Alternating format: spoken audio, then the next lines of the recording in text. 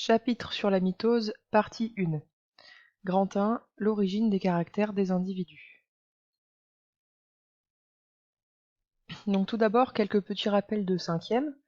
Qu'est-ce qu'un caractère? Donc un caractère, c'est une caractéristique physique que va posséder un être vivant. Exemple, la couleur de ses yeux, la couleur de ses cheveux, de sa peau, le fait d'avoir des poils, pour les mammifères par exemple, le fait d'avoir des plumes, le fait d'avoir des nageoires, le fait d'avoir 4 membres, 6 membres pour les insectes, 8 membres pour les arachnides, etc.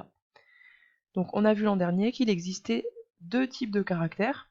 Il existe des caractères qu'on appelle héréditaires, ça veut dire qu'ils sont transmis par nos parents. Exemple, la couleur de nos yeux.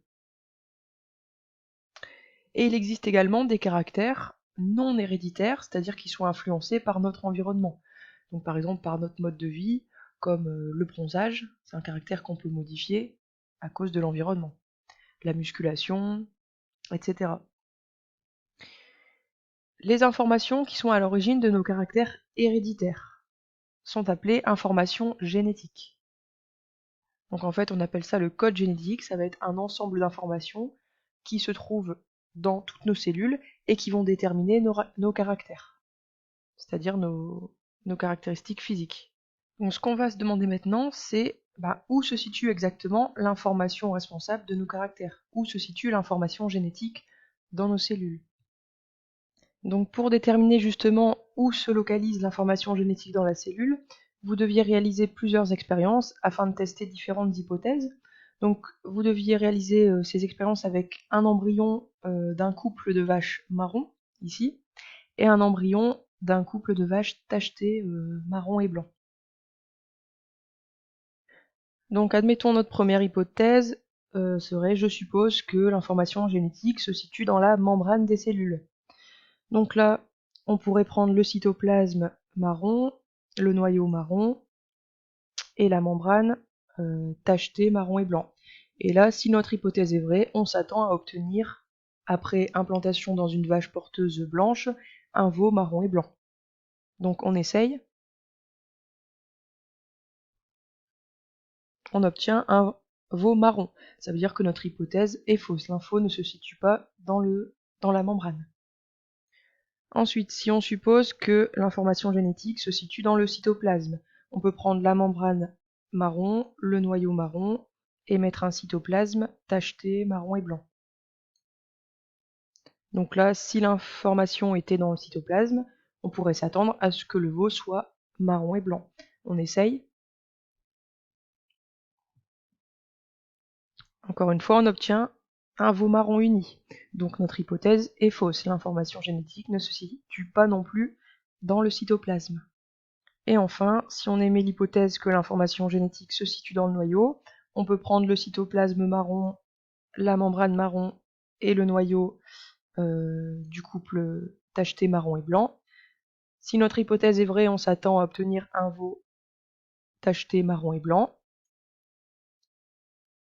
Donc après implantation et gestation, on obtient en effet un veau tacheté marron et blanc. Donc notre hypothèse est vraie, l'information génétique se situe bien dans le noyau des cellules. Le bilan, donc l'information génétique qui contrôle la mise en place de nos caractères héréditaires est située dans le noyau des cellules sous forme de molécules spécialisées, que vous étudierez particulièrement en 3e, qu'on appelle l'ADN. Mais à certains moments de la vie de la cellule, ces molécules spécialisées sont visibles au microscope sous forme de petits bâtonnets que l'on appelle les chromosomes. Donc ici, voici une photo de chromosomes vus au microscope. Et chaque espèce va posséder un nombre spécifique de chromosomes. Par exemple, si on prend l'espèce humaine, dans chaque cellule, on retrouve 23 paires de chromosomes. 23 paires, ça équivaut à 46 chromosomes dans chacune de nos cellules. Pour un même individu, toutes les cellules possèdent exactement la même information génétique. En revanche, vous n'avez pas la même information génétique que votre copain, votre copine. Chaque individu a sa propre information génétique. Et selon le sexe, donc soit fille soit garçon, la 23e paire de chromosomes va être différente. Chez les filles, on aura une paire de chromosomes qu'on appelle XX, Et chez les garçons, on aura un X et un Y. Alors on passe au grand 2, la division cellulaire qu'on appelle la mitose. Donc comme vous le savez, au moment de créer un nouvel être vivant, à l'issue de la fécondation, on obtient une cellule unique qu'on appelle la cellule œuf, avec la moitié des informations génétiques du père et la moitié des informations génétiques de la mère. Cette cellule va rapidement se diviser en 2, en 4, en 8, en 16, en 32, etc. jusque des centaines, des milliers, des milliards. Un individu, un adulte par exemple, possède environ 100 000 milliards de cellules. Toutes ces cellules sont à la base issues d'une même cellule œuf, par division successive. Et les cellules, comme on l'a dit tout à l'heure, d'un même individu possèdent toutes exactement la même information génétique, les mêmes chromosomes. Donc ce qu'on va se demander, c'est comment l'information génétique de la cellule œuf est-elle conservée dans toutes les cellules de l'embryon, puis dans toutes les cellules de l'individu. Et également, comment expliquer que le nombre de chromosomes reste toujours de 46 dans chaque cellule, même après une division. On pourrait s'attendre à, si une cellule se divise en deux, qu'il y ait 2 fois moins de chromosomes au fur et à mesure. Mais non, le nombre de chromosomes reste toujours de 46, même après la division d'une cellule. Alors, essayons de comprendre ensemble ce document. Donc on vous présente un graphique qui présente le nombre de chromatides par chromosome en fonction du temps. Donc on va y aller étape par étape. D'abord ici se trouve la cellule mère. La cellule mère, en fait, c'est la cellule qui s'apprête à se diviser.